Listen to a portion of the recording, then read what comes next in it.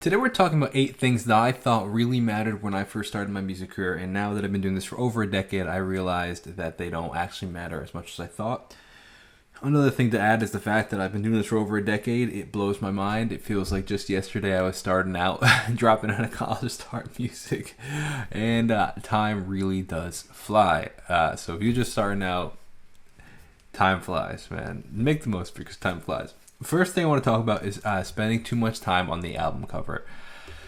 If you're doing the album cover as a creative exercise, like you're enjoying it, it's fun, that's like it's something you want to be creative about and kind of go above and beyond, then that's totally cool. If it's like a creative exercise, like you want to use it as a creative outlet is a better word, I think. But if you're thinking that that's going to be what people then choose to listen to and not listen to your song, it's not going to make a difference.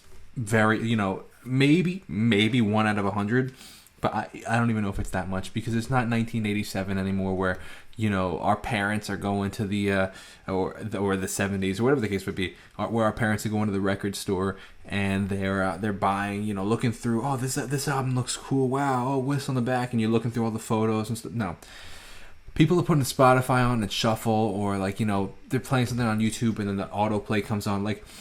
People aren't picking songs because of the album cover. Now, YouTube thumbnails are a different story. Like, if you have a music video, the YouTube thumbnails are a totally different story.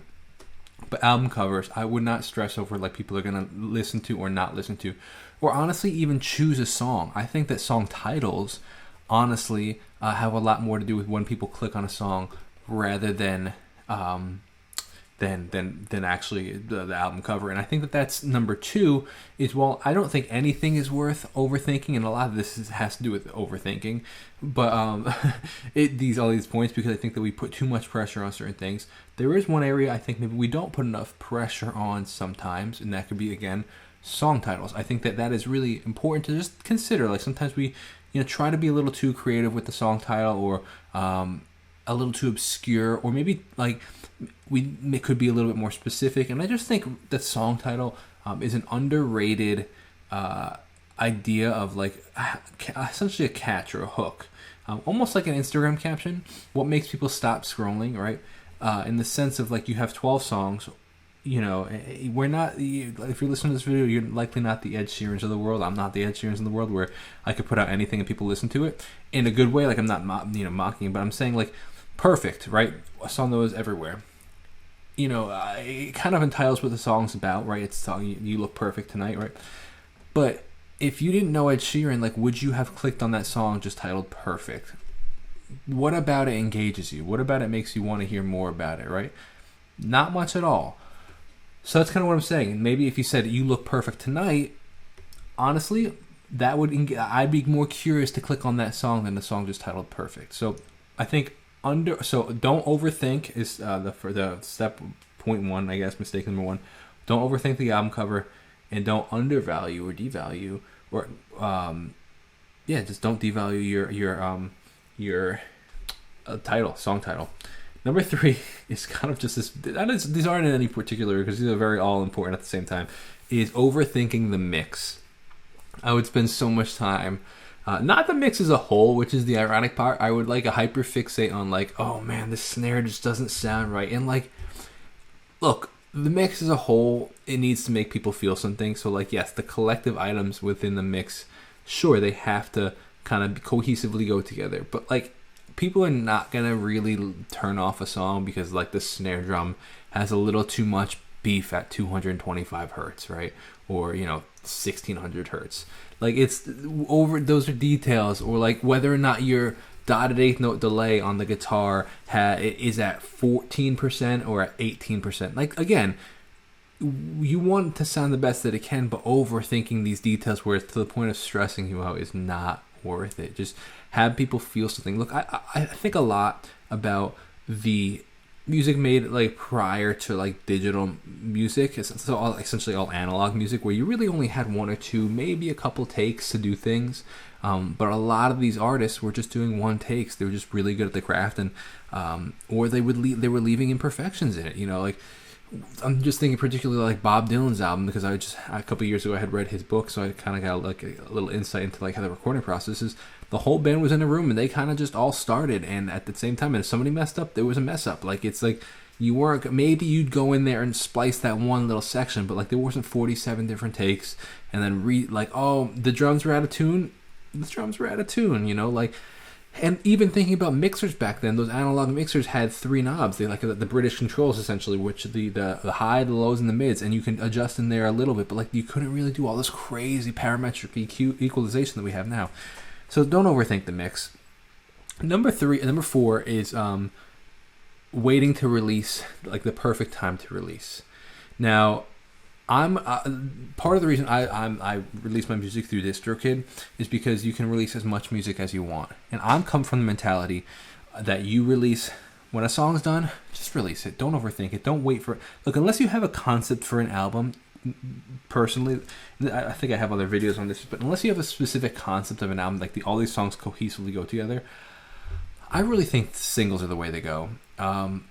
And then maybe at the end of, or honestly, maybe you release like 6 singles, and if you really want to do an album, then you do an album with it's 10 songs total, and it's 4 new songs on the album. Because like, I think it's significantly easier to market a single than it is an album, and the benefit to releasing is often like go watch the video on releasing often stuff, but like through Distrokid, you can just release whenever, right? So, and it's the same price as like, you could release 1 song, you could release 100 songs, and it's the same price, and you keep 100% of the royalties, right?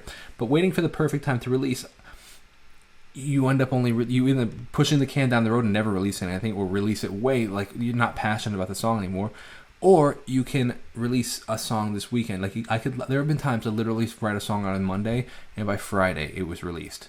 Like that's the benefit of like one, like these distributors that are so quick these days, and 2, like you're still excited about it, you know. Like sometimes, honestly, even these super large artists that write songs 3 years ago and they have to wait for the album to come out, they're not passionate about the songs anymore.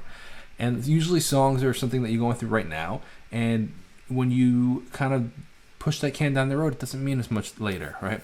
So don't overthink the process, and just release when you feel like it. You know, there's no perfect time to release. Number 5 is social media, obsessing over social media perfection. I think people want authentic over like perfectly curated. Look, I think curated was really cool back in 2013. Like things were super artsy, and which to some degree I kind of miss. I kind of miss the artsy side of Instagram. You know, where you got rewarded, you know, whether through likes or through comments for a really great photo, like a beautiful photo. And now it's like the stuff filmed on iPhones that's kind of grainy and gritty does better than the stuff filmed on real cameras. And like, I don't know, as somebody that as a creative and enjoys spending time on like creating a cool product, it makes me a little sad. But that's the reality. So like, you know how many people have played like Lollapalooza because they had a TikTok go viral because they filmed it on their iPhone by themselves? Like, don't overthink it having to be perfect. Don't overthink your hair having to be perfect, your makeup having to be perfect, even your voice. Look, you want to sound the best you can, you want to look the best you can, but like, don't overthink it, man. I try to like really live this out in the sense of like, look, if something's not perfect in the video, so many artists will just scrap the video. Be like, oh, it doesn't fit the vibe, right? No, just you never know, man. The quality is subjective, and that might be the thing that people like. Oh, like, wow, he's like really a real person. Like he actually hit one funky note in the song. Like, oh, you know. That's number 5. Number 6 is focusing too much on streaming, like the numbers and analytics too early. It can be like later on in your career, honestly, later on in a song's release, it could be really helpful to kind of get analyze like maybe where you're going to tour, right? You can see where people are listening to music, what cities are really popular for your music. Like that's a really cool benefit of the analytics. But depending on where you are, it can really it can mess with your mind, man. You know, and whether it does well or poorly, it can either inflate your ego too much or deflate your ego too much, and it's just not worth it. And I used to be glued to it, watching the streams go up every day, you know, particularly when I had that song go relatively, for me at least, viral, where it was close to 1 million streams. Every day I was like, oh my gosh, more. And it's like a stock though, because sometimes it'll go up, sometimes it'll go down, and it doesn't feel good when it goes down. So that's another thing. Number 8, the last one, actually no, I lost track because I added an extra one there, but another one, we'll just keep going, is obsessing over the perfect genre. This is huge, I think, particularly in this day and age where music is so democratized, I guess you could say, anybody can release music. Anybody can do whatever they really want at this point in history. Genres don't really matter, and crossovers happen all the time. And I think that a lot of artists are still thinking it's 1960, where they have to be a rock band, a rock band can't do a country song, or a country song can't do a rap song. And like, things have melded so much. And you ask anybody what kind of music they like, they say, I listen to everything. So why not, if you want to make everything, make it. I think that, look, will it confuse your listeners? I don't really know, to be honest with you. I don't know if there's a fair argument, because like, you can kind of attract all different kinds of people, and if it's all about being authentic to you and doing what you enjoy, and then you'll find what you're supposed to be doing through that. And the last one, I think is actually really a powerful one, is waiting till you have everything perfect and polished to perform live.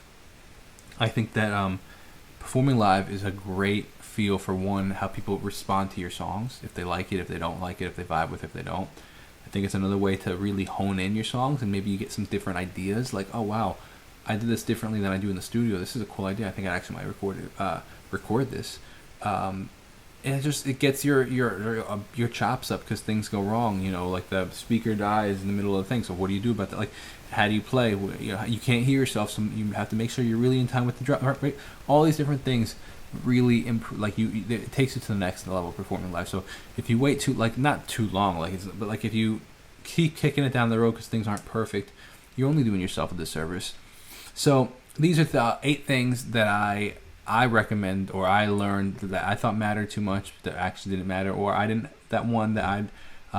think mattered enough. Really, I think it could be helpful to then think about song names a little bit more. So I'd love to know your perspective if you have any lessons that you've learned. Otherwise, I'll talk to you in the next video. God bless and peace out.